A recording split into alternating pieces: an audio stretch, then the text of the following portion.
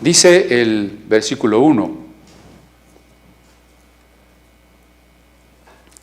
en esto, juntándose por millares la multitud, tanto que unos a otros se atropellaban, comenzó a decir a sus discípulos, primeramente: guardaos de la levadura de los fariseos, que es la hipocresía. Es muy interesante este contraste ya en el verso 1, porque miren, primero, se junta la multitud.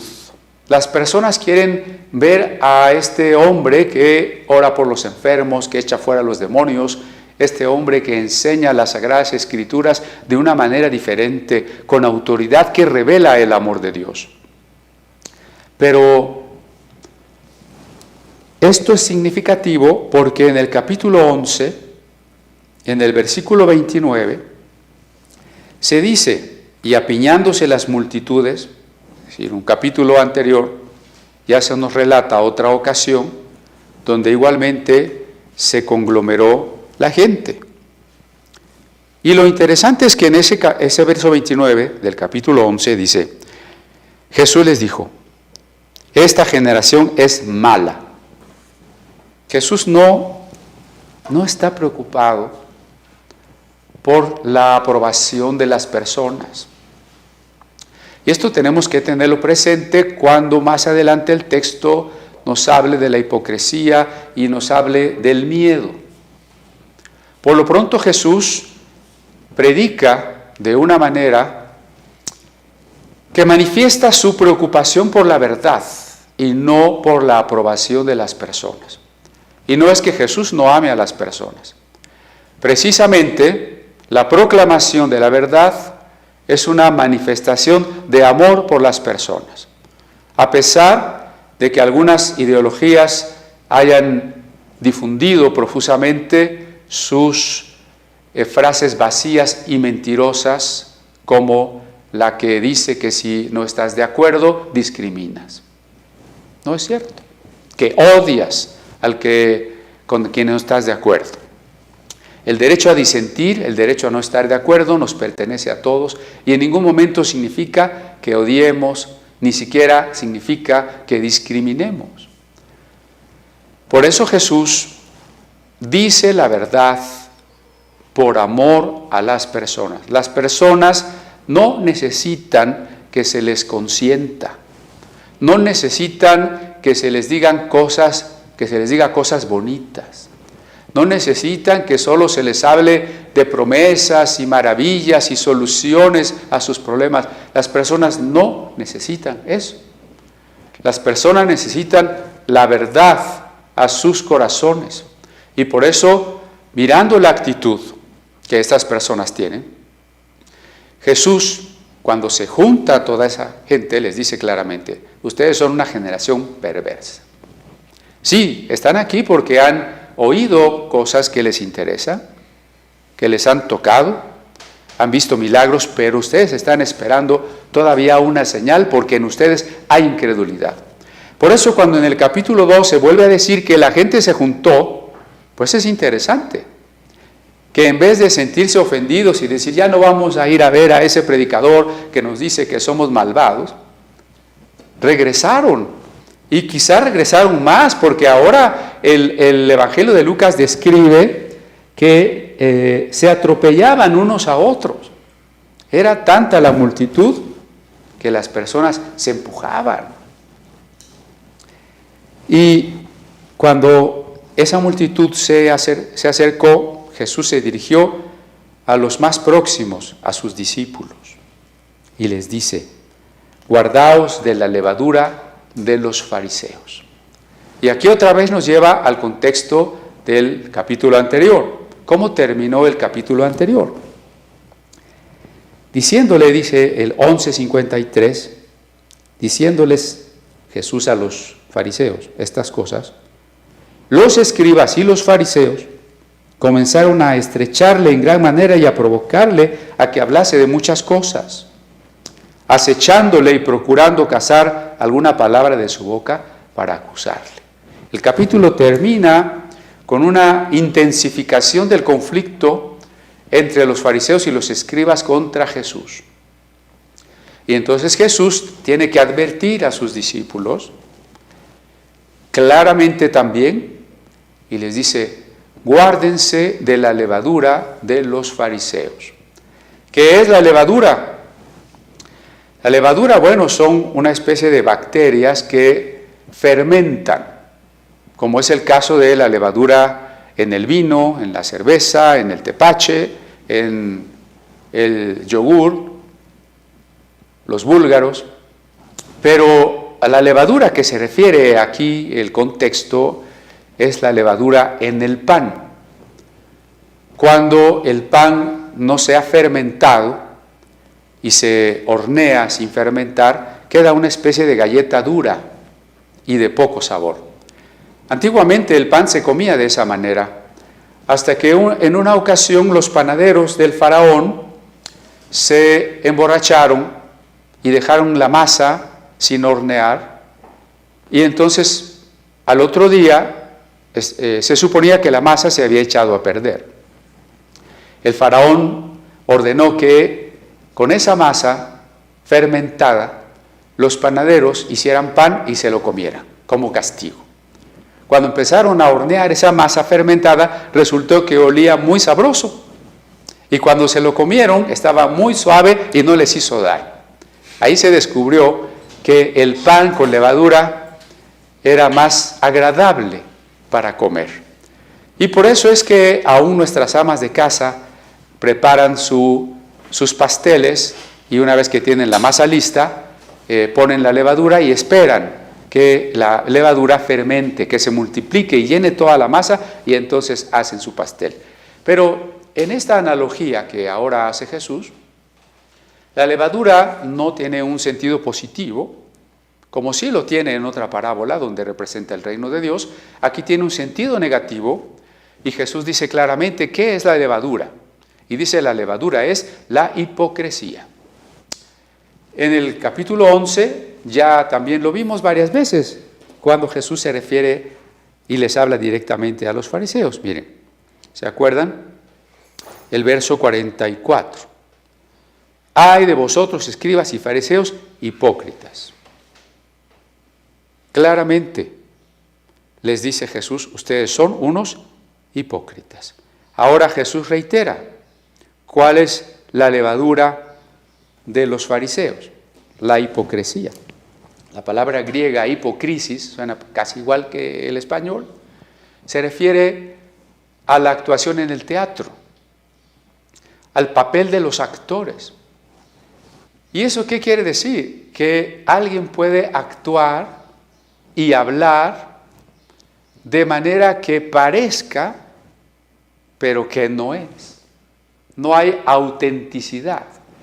Por eso, para Søren Kierkegaard, ese gran profeta del siglo XIX en Dinamarca, frente a la tibieza de la Iglesia Nacional Protestante de Dinamarca, que vivía un cristianismo meramente exterior, tradicional, religioso, pero por fuera, Kierkegaard está diciendo: no, necesitamos una experiencia individual, auténtica, existencial, que se llama la fe. El problema de la hipocresía es que se vive como si fuera. Usted puede verlo constantemente en las películas, y yo espero que no en las telenovelas, porque espero que no las vea, pero ahí está el actor, ahí está la actriz, que parecen enojados, que parecen tristes, que parecen enamorados, que lloran, y que son capaces de conmover al espectador. ¿Cuántas veces usted ha llorado con una película o con una telenovela? Confiese en Amas de Hogar. Sí, pero nada de eso es cierto. Aunque las personas a veces no distinguen la frontera entre la realidad y la ficción, porque cuando un artista hace el papel de malvado, a veces se lo encuentra a la gente en la calle y lo agrede, porque es el malvado. O se encuentra a la actriz o al actor que la hace de bueno, y la gente lo admira y quiere su autógrafo. no distinguen entre el papel representado y la autenticidad. Pero eso es la hipocresía. Que alguien desempeñe convincentemente incluso un papel, que haga llorar con su manera de ser y de hablar, que nos haga realmente, nos persuada realmente de que es lo que dice, o hace lo que dice, o cree lo que dice. El problema es que en el fondo no hay autenticidad. Ahora bien, note usted que dice Jesús un imperativo, aquí hay un mandato. Guardaos de. Porque cuando uno lee de los escribas y los fariseos, considera como equivalentes los términos de algo negativo. Y entonces nos unimos a la condenación.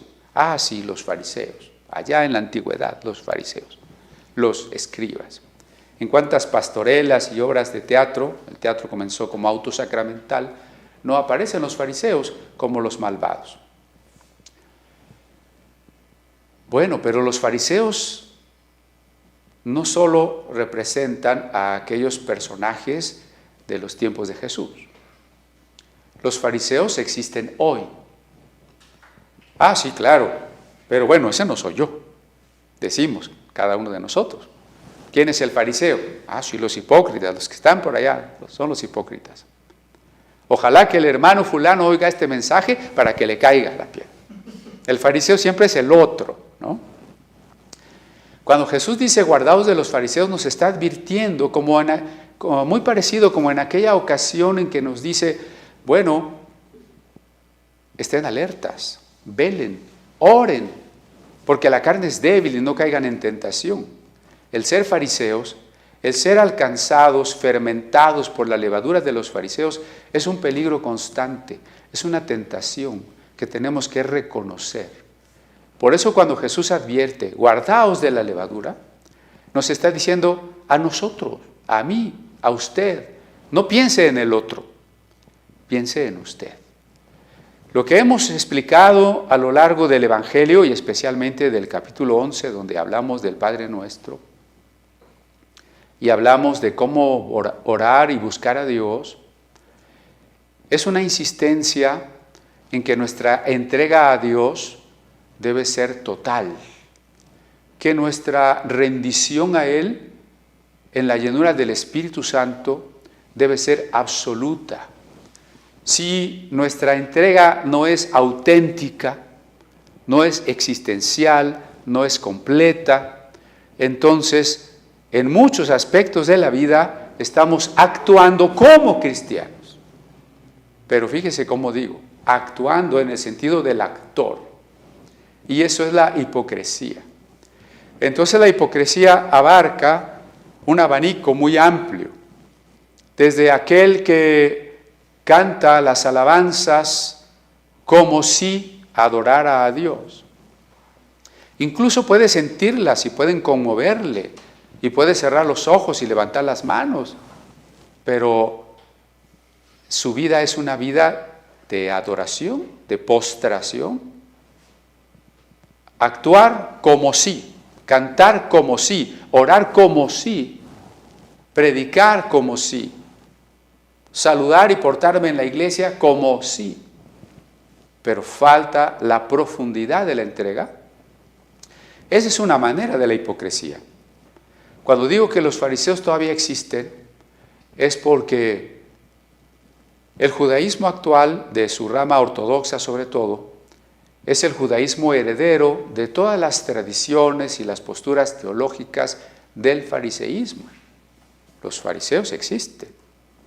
Con ello no estoy diciendo que todo judío es un hipócrita, pero lo que sí estoy diciendo es que el contraste y la controversia entre Jesús y los fariseos no se reduce a la polaridad, sinceridad contra hipocresía. Es algo más profundo.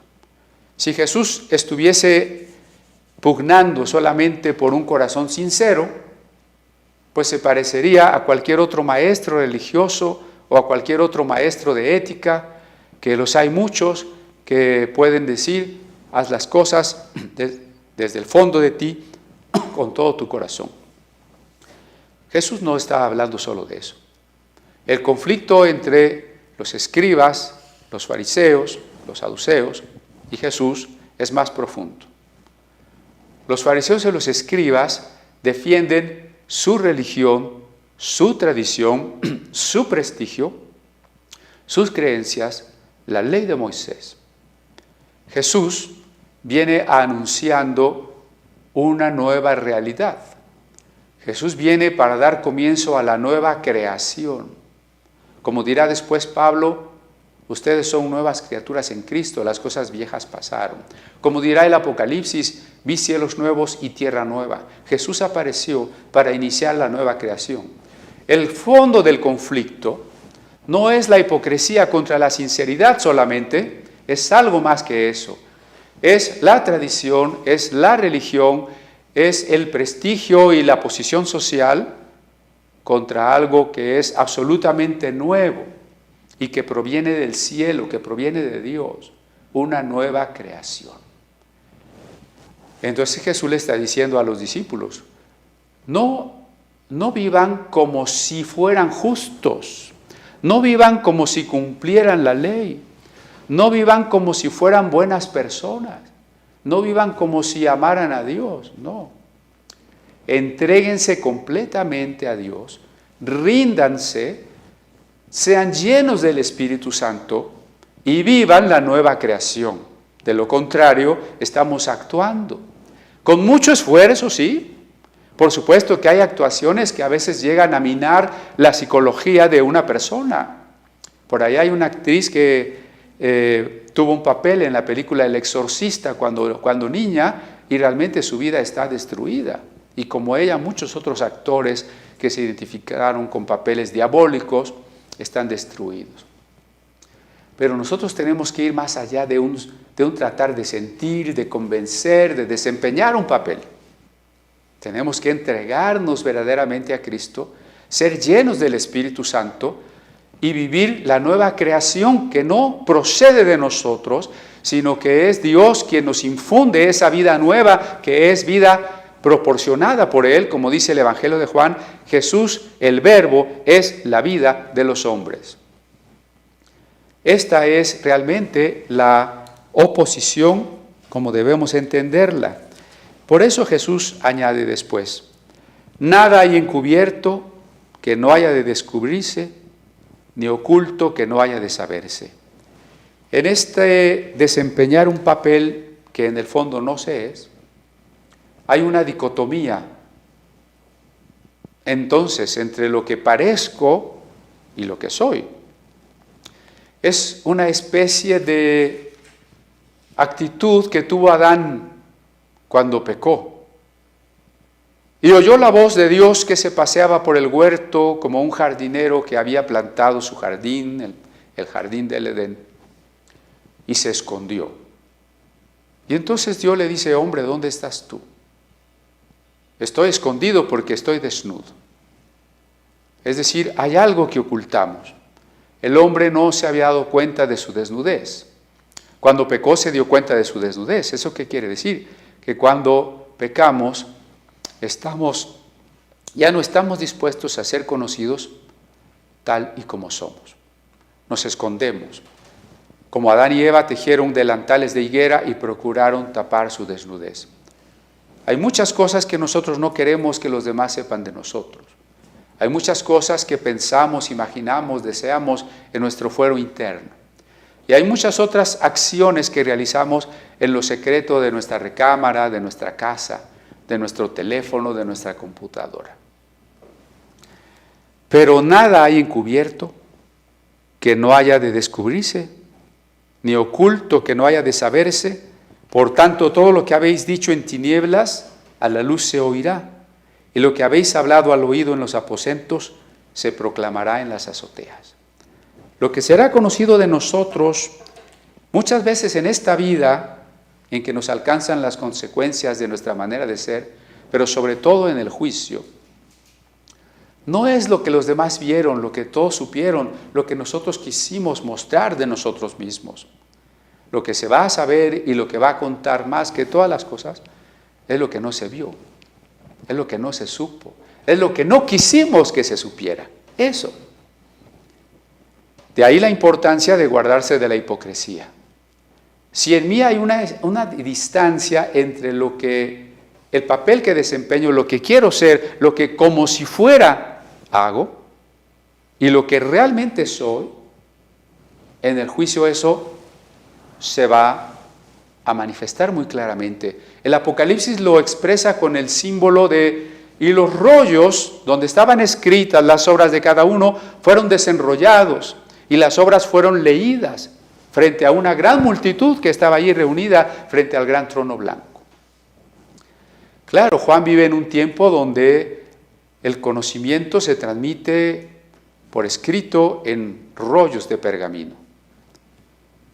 Si fuera el caso, si hoy escribiéramos el Apocalipsis, tendríamos que decir, y se proyectaron los videos de todos nuestros momentos secretos, se publicaron todas nuestras conversaciones del WhatsApp y de todo tipo de chats y de Facebook y de esas cosas, ¿no? El hombre vive escondiendo muchas cosas.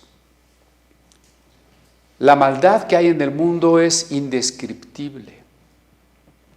Para algunas personas más inocentes es increíble, ni siquiera se imaginan el tipo de mal que hay en el mundo. Un tipo de mal que los políticos y los dirigentes religiosos tratan de esconder. Las personas creen que porque alguien es un jerarca religioso de cualquier religión, que porque lleva ciertas vestimentas y porque tiene cierto título es un santo, no se pueden imaginar los enjuagues, los fraudes, las suciedades que se cometen en las cúpulas de las religiones. Lo que hay en Internet son millones y millones de páginas de maldad, de inmoralidad y de mentiras, pero más terriblemente existe la Internet profunda, donde las cosas ya son indescriptibles. Y no se las digo porque el apóstol Pablo dice que seamos niños en la malicia y que ni siquiera hablemos de las cosas que ellos hacen en oculto. Pero lo que sí le quiero decir es que tenga cuidado. Sobre todo nuestros jóvenes y niños, si me están oyendo jóvenes, me están oyendo niños, si me están oyendo padres, tengan cuidado. La levadura de los fariseos, que implica estas cosas ocultas, son hipocresía. Desde el momento en que no quiero que nadie la sepa, pues es una hipocresía, porque es una diferencia entre lo que soy ante los demás y lo que busco y hago en lo recóndito. Y si Jesús dice, guárdense, cuídense, es para que no nos enganchen, para que no nos jalen las redes sociales y todas estas páginas, portales y demás programas de informática que nos llevan a la perversión, nos llevan a la maldad. Terrible. Quien está buscando eso ya de por sí está diciendo lo que hay en su corazón. Pero desde que el cristianismo comenzó la evangelización del mundo, y muy especialmente a partir del concepto de la historia, que en los tiempos de San Jerónimo también, pero fue San Agustín quien hizo sus comentarios al Apocalipsis, todo el milenio posterior de la historia se desarrolló a la luz del concepto del juicio final. Toda la moral, toda la política, toda la visión de la vida estaba bajo el concepto de que un día vamos a dar cuentas ante Dios de todo lo que hacemos. Y a veces los cristianos hemos pasado por alto esto. No se diga a los cristianos tibios, no se diga a los que parecen cristianos, porque la iglesia está llena de personas que parecen cristianos, pero no lo son. Y muchas veces el que no lo son se revela cuando viene la prueba y ahí se das cuenta que la persona no permaneció en la fe. Cuando viene la persecución y la persona niega la fe. Cuando nuestros niños y jóvenes parecen cristianos, pero es nada más porque los papás los llevan a la iglesia y cuando ellos pueden, no quieren saber nada más. Por eso, para todos nosotros, son importantes estas palabras de Jesús. Guárdense de la hipocresía. No hagan cosas que los demás no puedan saber, que a ustedes no les gustaría que los demás conocieran. No busquen a Dios como si quisieran. Entréguense por completo. Y hagamos todo en el temor de la luz del juicio final. Fíjese lo que acabo de decir. Hagamos todo en el temor. Y leo el siguiente versículo. El verso 4 dice: Mas os digo, amigos míos, no temáis. Ah, caray, yo acabo de decir que tengamos temor y Jesús dice, no temáis. Pero vean de qué manera tan bella y tan talentosa el evangelista Lucas va concatenando los pasajes. Si usted repasa lo que hemos dicho, si pone atención, y yo espero que sí lo haga. A veces me preocupa que algunos pastores, ya ni digo hermanos sencillos, laicos, perdón el término laicos, pero algunos pastores a veces hacen ciertas afirmaciones, preguntas o comparten ciertas cosas que yo digo, no han puesto atención a las predicaciones. Estoy diciendo pastores, ¿no? Lucas es muy preciso en cómo hace la relación de los relatos y enseñanzas de Jesús. Hay una unidad. Por lo pronto, cuando Jesús dice no temáis, tenemos que ser muy cuidadosos ahí, porque si suponemos que la palabra temor es mala, que todo tipo de temor es negativo y debemos evitarlo, entonces nos metemos en un problema. Acabo de ver 2 videos de personas, o 3 videos de personas que están hablando en contra del temor en relación con este asunto de la pandemia. Uno que comenté la semana pasada, pero que sigue publicando en el mismo tenor, y que dice que esta pandemia es una estrategia de Satanás para que la iglesia esté encerrada y no evangelice. Bueno, eso es un absurdo. Es un absurdo por varias razones. Primera, cuando no había confinamiento, seguro la iglesia estaba evangelizando a todo lo que daba. Mentira. Ahora por la pandemia no podemos evangelizar. Otra mentira.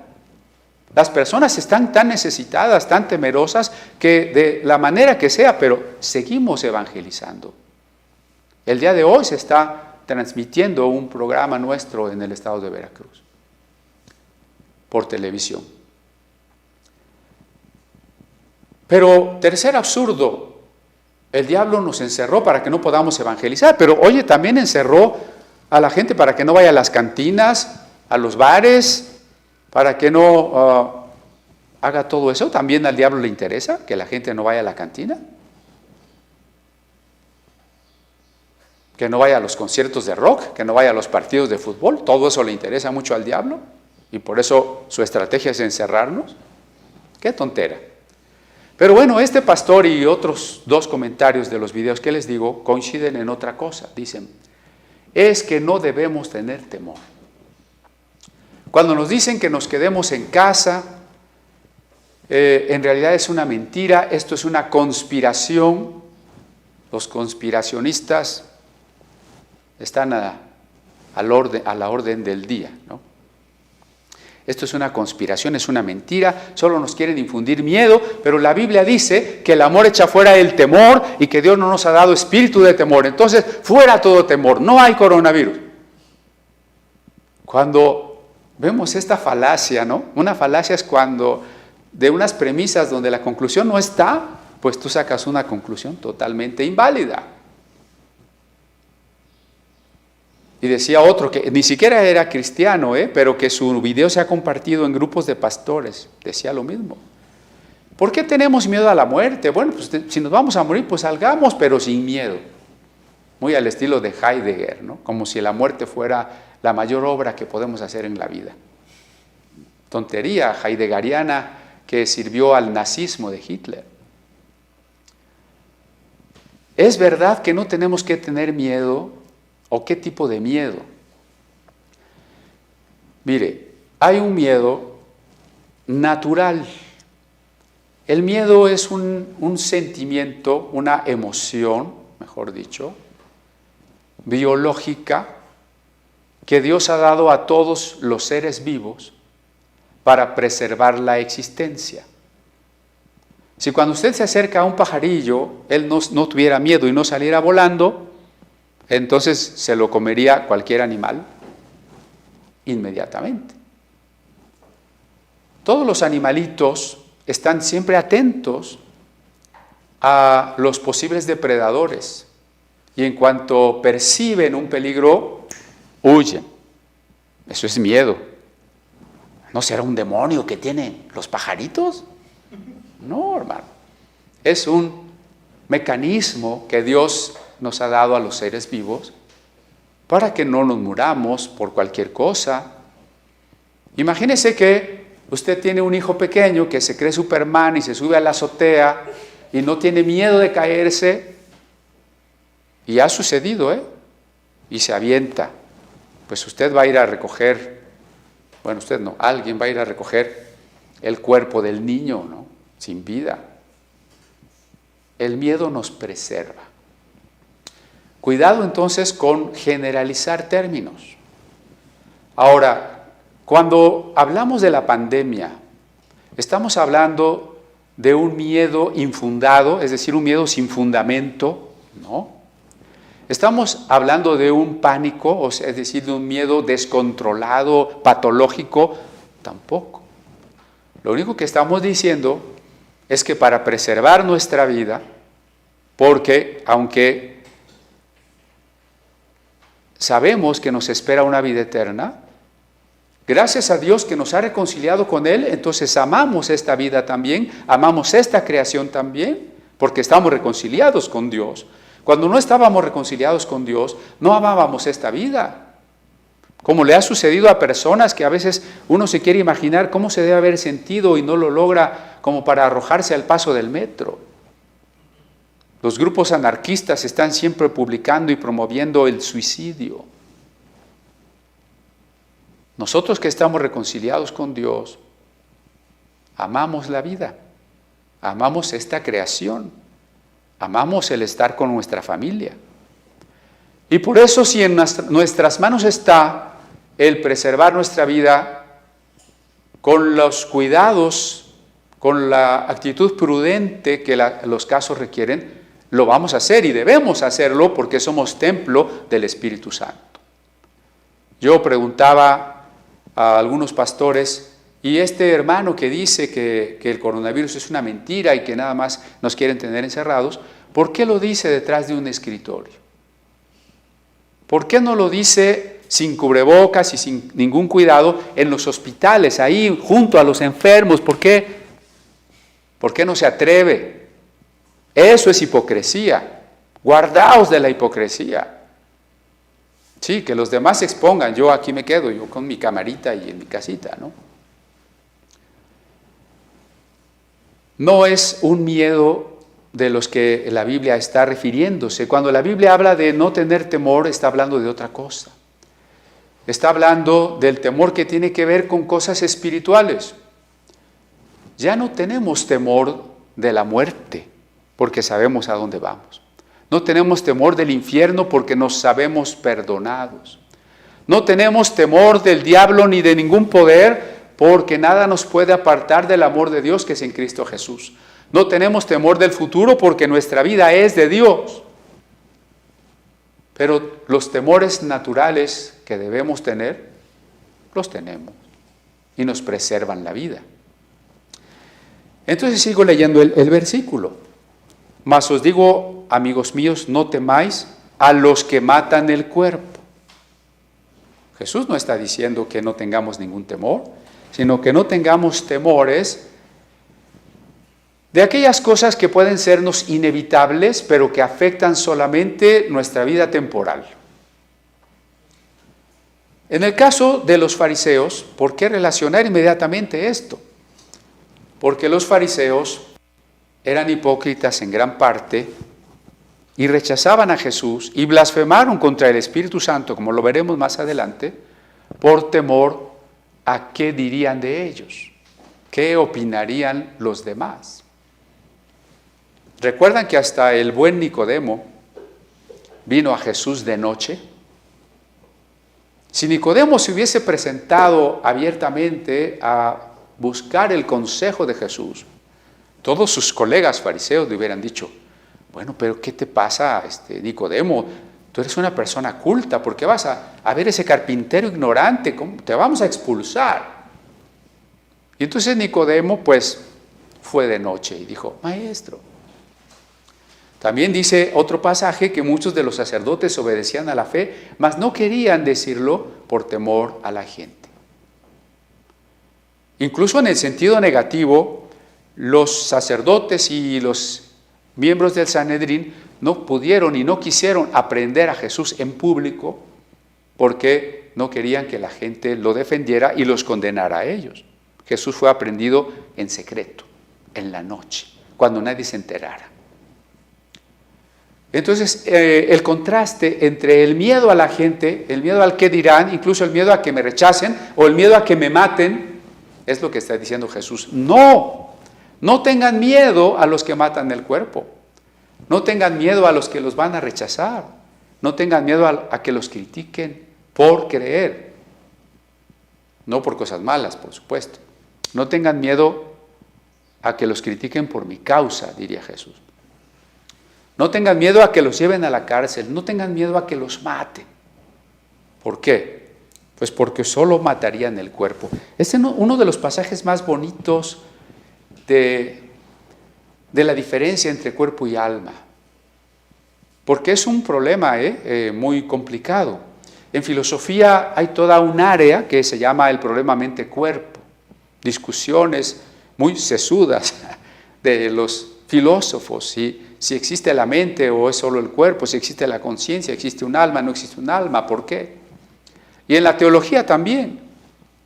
Hay posturas que dicen: no, el alma es solo la respiración, el alma es solo el cuerpo, no hay un alma inmortal, esa es una idea griega, según la Biblia el alma es lo mismo que tu parte física, etc.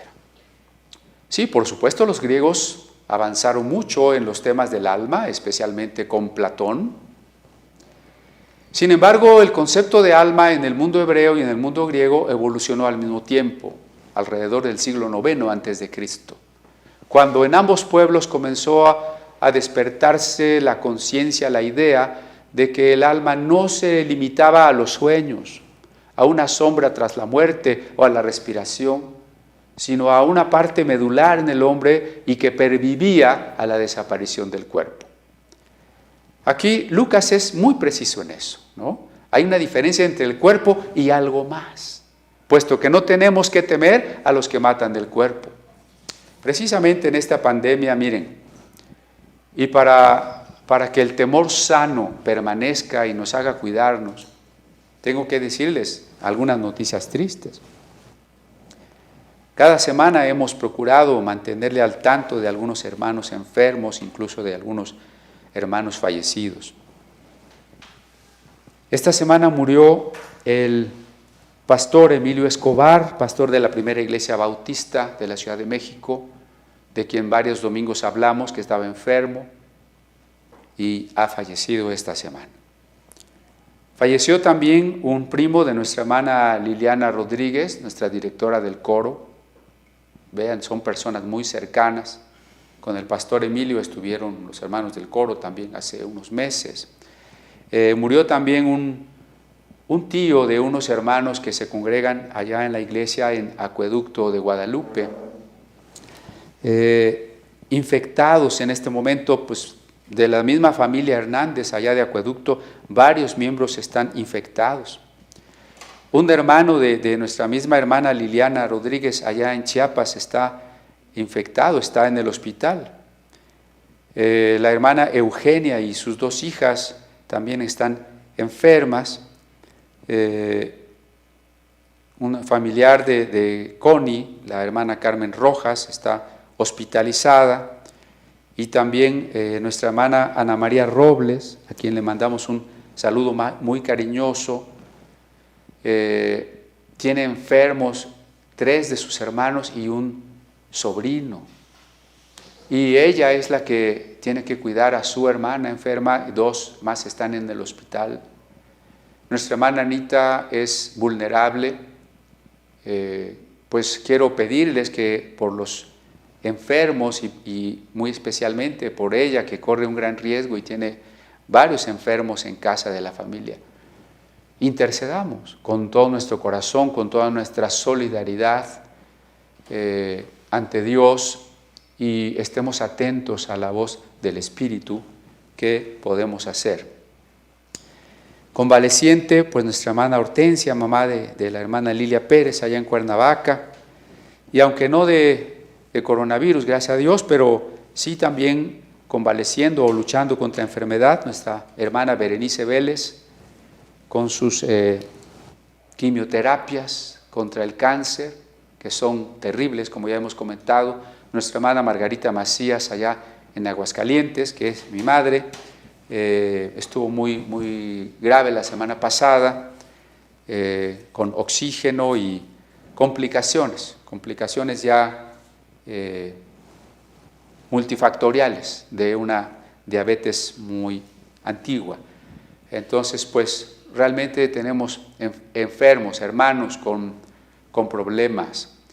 Y para ellos nuestro abrazo, nuestro saludo, nuestra oración y el insistir, hermanos, no crean que este problema pandémico ya se terminó. Hasta el día de ayer rebasamos los 20,000 muertos por coronavirus y los 160,000 infectados en México, mientras que a nivel mundial hemos rebasado los 7 millones de enfermos y el 500,000 de muertos. Entonces no quiere decir que esto ya pasó. Les decía yo que el famoso cambio del semáforo en rojo al anaranjado es que hay que reactivar necesariamente algunos aspectos de la economía, pero no quiere decir que ahora hay menos enfermos, no quiere decir que ahora hay menos riesgo de contagio, ahora hay más, puesto que hay más enfermos. Por eso usted no puede dejar las precauciones.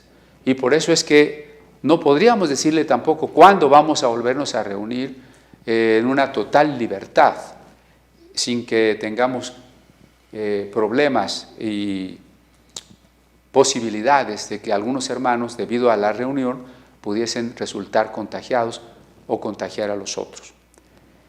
Pero también necesitamos ver estas palabras de Jesús que para este momento son consoladoras. No temáis a los que matan el cuerpo. Por supuesto, Jesús se está refiriendo aquí, en primer término, al temor que los hipócritas tienen de los demás. Pero también Jesús se está refiriendo a la persecución que sufrirán sus discípulos. Pero esto también podríamos aplicarlo. Bueno, si lo que me mata el cuerpo por ahora no es necesariamente un ser humano, sino un virus, pues no temáis. Ahí sí estamos de acuerdo en que no tenemos que tener un tipo de temor que nos paralice, que nos desespere frente a la muerte propia o la de un ser que amamos, en una desesperanza, en un desconsuelo. Sin embargo, sigue diciendo el verso 5, pero os enseñaré a quién debéis temer. Entonces sí hay que temer, ¿no? Cuando dicen, es que yo echo fuera todo espíritu de temor. ¿De qué temor me estás hablando? Jesús dice, no temáis a los que matan el cuerpo, pero les voy a enseñar a quién sí deben temer. Cuando la Biblia dice guardaos de la levadura, y luego el apóstol Pablo retomará la figura de la levadura en 1 Corintios 5, como el pecado que se contagia. El pecado es contagioso.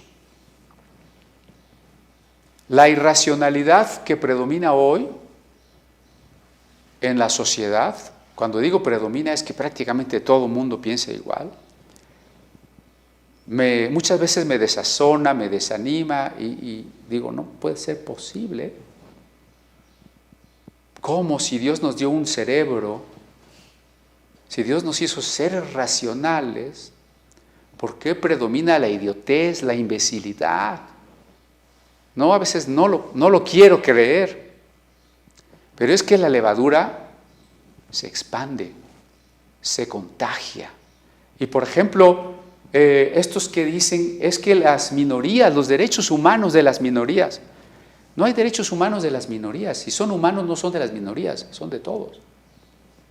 Pero esos que antes eran minoría, hoy no son minoría. Hoy son mayoría. Hoy la minoría somos usted y yo. Hoy la minoría somos Lot, Noé, usted y yo. Ahora somos la minoría. Y por eso, cuidado con la levadura. Eso es lo que estoy diciendo. Más peligroso que el coronavirus, confundido por este pastor que les digo con un simple síndrome de deficiencia respiratoria. El síndrome es un cuadro resultado de. Pero, bueno, digo, comparado con este coronavirus, los virus morales, la levadura diabólica es peor. Y ya habíamos insistido en ello, pero no quiero que lo olvide. Sí, usted tal vez se lava muy bien las manos y lava los billetes que pueden venir contaminados y sale con su cubrebocas y todo eso. Pero más terrible que esos virus son las mentiras y el pecado que el mundo nos va influyendo, que va atacando a nuestros hijos. A veces los padres son los primeros sorprendidos cuando su niño o su adolescente dice o piensa o cree o desea cada cosa que dice. Bueno, así como usted no sabe quién le contagió el coronavirus, a veces no va a saber dónde le contagiaron esa idea diabólica. Guardaos de la levadura, decía Jesús. No tengan temor del rechazo de la gente, no tengan temor si un día el mundo nos mata. Tengan temor de aquel. Si la levadura me contamina, el que me va a juzgar es aquel. Mire, siga leyendo conmigo. Pero os enseñaré, bueno, repito el 4, mas os digo, amigos míos, no temáis a los que matan el cuerpo, y después nada más pueden hacer. Ah, qué bonito, ¿no? Si ya me mataron, ¿y? Los tiempos que los cristianos han sido martirizados, muchas veces los verdugos pensaron haber tenido la victoria al haberlos matado. Por eso el Apocalipsis es tan insistente en que cuando nos matan por Cristo, hemos vencido. El que ha sido derrotado es el que nos mató, el que nos dio el privilegio de ser mártires, de sufrir por Cristo. Muchas veces en eso los musulmanes radicales al menos nos llevan a la delantera a los cristianos, ¿no? Porque los musulmanes están dispuestos a inmolarse en sus acciones contra lo que ellos consideran enemigos, infieles.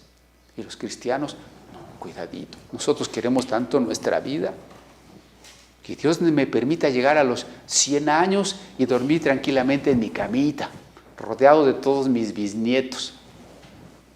Bueno, Dios nos permita ser mártires, ¿no? Y el que nos mata después, nada puede hacer. Recuerdo cuando, bueno, es un decir, cuando Juan Hus fue quemado y luego echaron sus cenizas al río para que no resucitara en el día postrero. ¿Podían hacer algo más que quemarlo? ¿Pueden realmente hacer que no resucite echando sus cenizas al río? Ya no pueden hacer nada más. Antes que Hus, John Wycliffe, ministro católico de Inglaterra que tradujo la Biblia del latín al inglés para que su pueblo pudiera entenderla, todavía manuscrita como esta Biblia. Murió, aunque no pudieron matarlo por la gran influencia y el reconocimiento que tenía, y dejó a todos sus seguidores, los lollardos, pero después sus enemigos lograron la autorización para exhumar el cuerpo y quemarlo por hereje. ¿Ya qué? ¿Usted cree que a John Wycliffe le va a importar que sacaron de la tumba sus restos y los quemaron? Los que matan el cuerpo y luego nada más pueden hacer. Pero os enseñaré a quién debéis temer. Temed a aquel que después de haber quitado la vida tiene poder de echar en el infierno. Sí os digo, a este temed. Un buen texto para algunos grupos como los testigos de Jehová, ¿no? Con todo respeto. Si el infierno fuera la tumba y el alma el cuerpo, como ellos dicen, ¿qué sentido tendría este pasaje?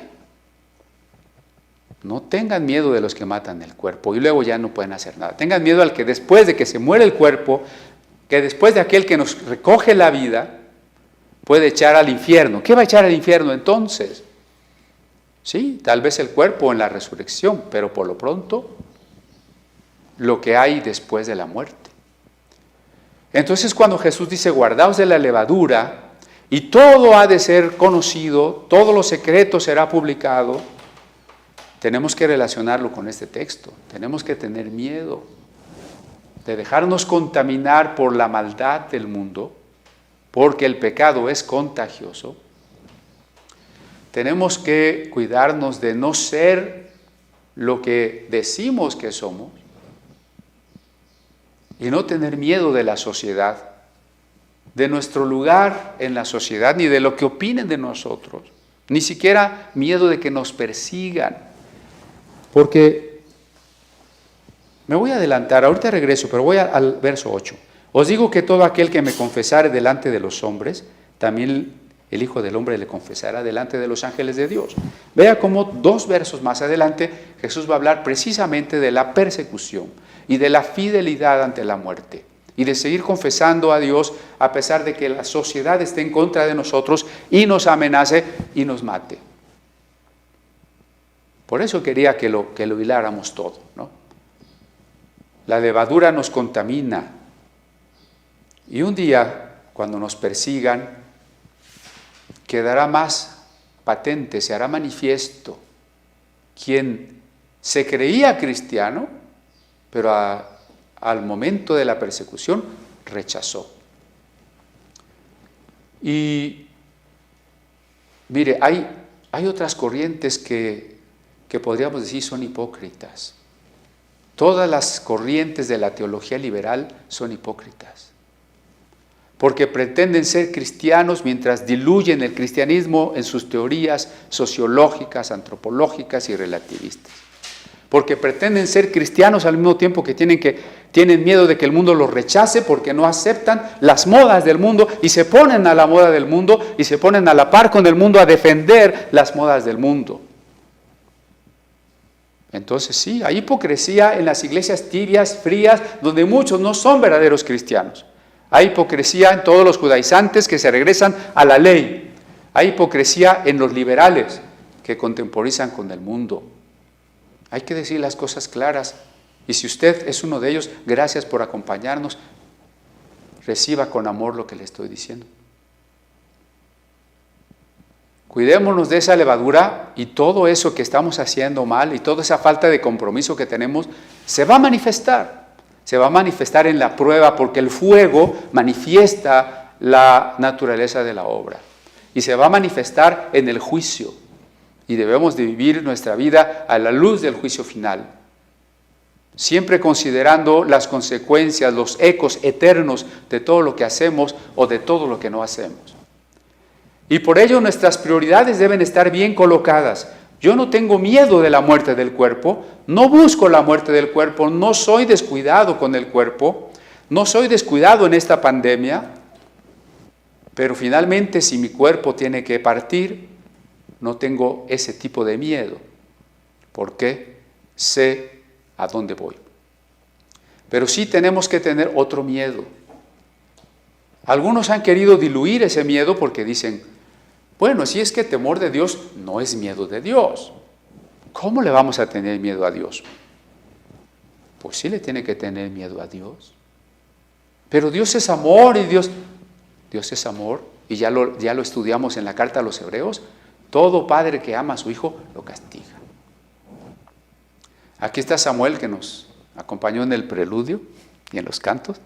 Ahora no, yo espero que no, pero seguro cuando era chiquito, pues hubo momentos que me tenía miedo, ¿no? ¿Por qué? Pues porque le daba sus cinturonazos, y no quiere decir que no lo quería, y creo que fue un miedo saludable, espero que ya me haya perdonado, ¿verdad? Pero pues era un miedo que bastaba con que yo le echara una miradita a que se portara bien, ¿no? Entonces sí hay que tenerle miedo a Dios, porque si no le tenemos miedo a Dios como un padre que nos disciplina, que nos castiga, nos podemos perder. Y Dios no quiere que nos perdamos. Yo creo que usted tampoco se quiere perder.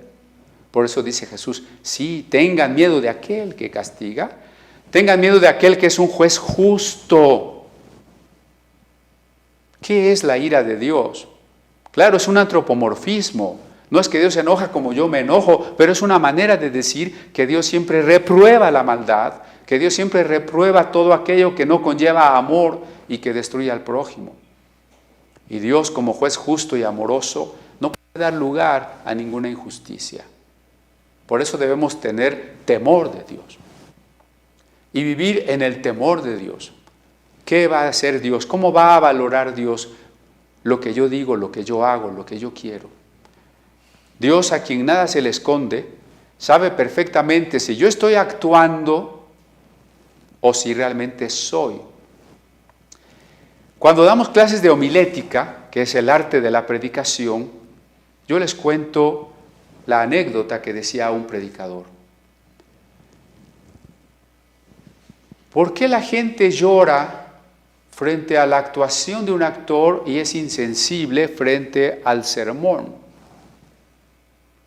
Sale de la iglesia tras el sermón como si nada hubiera pasado.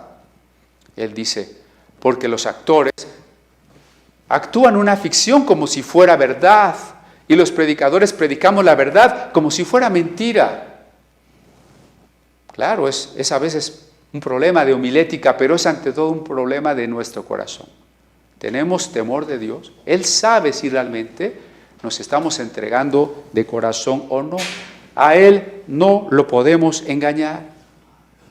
Para los demás podemos ser perfectos, siervos, grandes apóstoles, ungidos apóstoles. A Dios no lo podemos engañar.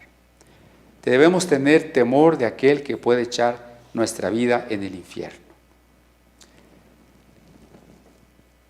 No se venden 5 pajarillos por 2 cuartos, con todo ni uno de ellos está olvidado delante de Dios. Pues aún los cabellos de vuestra cabeza están todos contados. No temáis, pues más valéis vosotros que muchos pajarillos.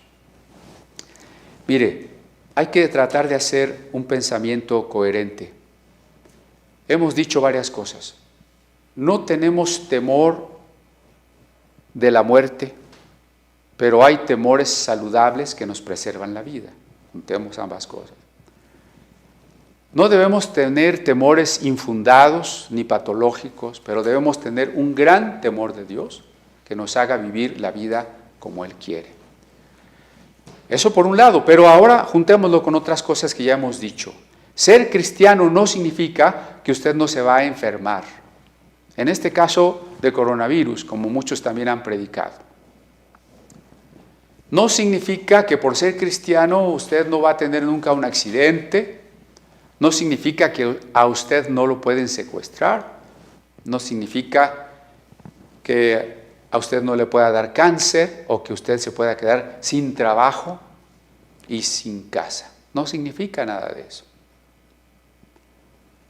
Pero entonces, ¿cómo conciliar tantas promesas de Dios y el que Dios está cuidándonos y que Dios nos va a proveer con lo que estamos diciendo de que, como también lo enumera Romanos, angustia, hambre, desnudez, persecución, peligro, o como lo enumera Hebreos 11, por las cuevas, por los montes, desnudos, hambrientos, perseguidos? ¿Cómo conciliar que Dios cuida de nosotros, doctrina que se llama en teología la providencia divina, con el hecho de que podemos sufrir y nos pueden matar y nos podemos enfermar y nos puede pasar lo que a cualquier persona que no es cristiana? ¿Cómo lo conciliamos? Bueno, aquí lo dice Jesús. Miren, el valor que tienen los pajaritos, desde la perspectiva de los seres humanos, es un valor muy bajo. Por unas cuantas moneditas, usted se compra 1 o 2 pajaritos. Bueno, si Dios cuida de los pájaros, que para ustedes valen muy poco, ¿cuánto más cuidará Dios de ustedes, los seres humanos, hechos a imagen de Dios? El valor de los seres humanos. Jesús está hablando del valor de los seres humanos. Otras veces ya he insistido en ello, porque a veces un énfasis teológico exagerado en la miseria del hombre, en que no valemos nada, pierde de vista cosas como esta. Para Dios valemos infinitamente más que un pájaro, y valemos infinitamente más que un pago material. Eichmann, me parece, uno de los generales alemanes, decía a alguien que podía proveerle de camiones y pertrechos: te doy 100 judíos por un camión que me consigas. ¿Cuánto vale la vida de una persona? ¿Cuánto valían 100 personas? ¿Un camión? ¿Cuánto valdría la vida de usted? ¿Cuánto valdría la vida de un hijo? ¿Por cuánto dinero vendería usted un hijo? Desgraciadamente, sí, el hombre se vende y se compra a lo largo de toda la historia. Hoy, el sistema perverso financiero mundial es de comprar y vender hombres, como mercancías, como recursos humanos, como población, que simplemente sirve o para incrementar el consumo de lo que quiero vender, o para proveerme de mano de obra o de materias primas. Pero si el equilibrio entre mi ganancia y mi pérdida implica que yo acapare el alimento, o que yo desequilibre las bolsas de valores, o que yo deje en la miseria y muriéndose de hambre a un país, no importa. Millones de personas son expuestas a la miseria y a la muerte y a la enfermedad que podría curarse todos los días por decisiones económicas, políticas. El hombre siempre pone en venta al hombre. Y si yo le pregunté que usted no aceptaría una cantidad por un hijo, sí ha habido muchos pueblos y familias que han vendido un hijo o una hija. Sí, hay, y ha habido y hay tráfico de esclavos. Gente sustraída de su vida, de toda su normalidad, para vivir ahora una esclavitud terrible. José fue vendido por sus hermanos como esclavo a una caravana, y luego la caravana se lo vendió a los egipcios. El hombre vende al hombre. Pero Jesús nos está diciendo aquí que el valor de la vida humana es infinito. Cuando Jesús dice no tengan miedo de los que matan el cuerpo, no quiere decir que no valemos nada. No está identificándose con las canciones de borrachos de que la vida no vale nada, ¿no? La vida vale mucho, sí.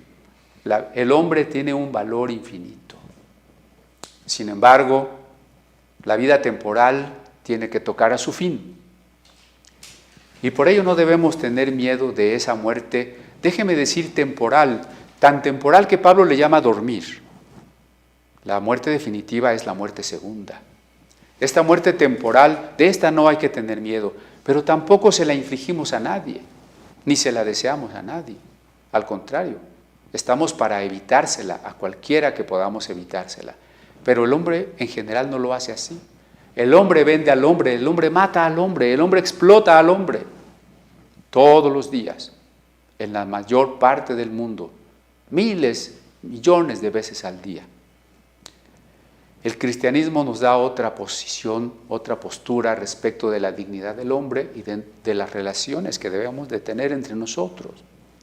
Ustedes valen mucho más que el dinero, ustedes valen mucho más que los pájaros, ustedes valen mucho más que las flores. ¿Cuánto valen ustedes? Aún los cabellos de vuestra cabeza están todos contados. Yo recuerdo haber leído esto como a los 10 años.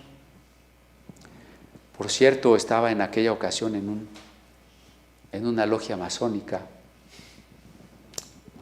Y Me sorprendió mucho, ¿no? Yo dije, ¿cómo Dios puede saber cuántos cabellos tengo yo? Pero sí, qué consolador.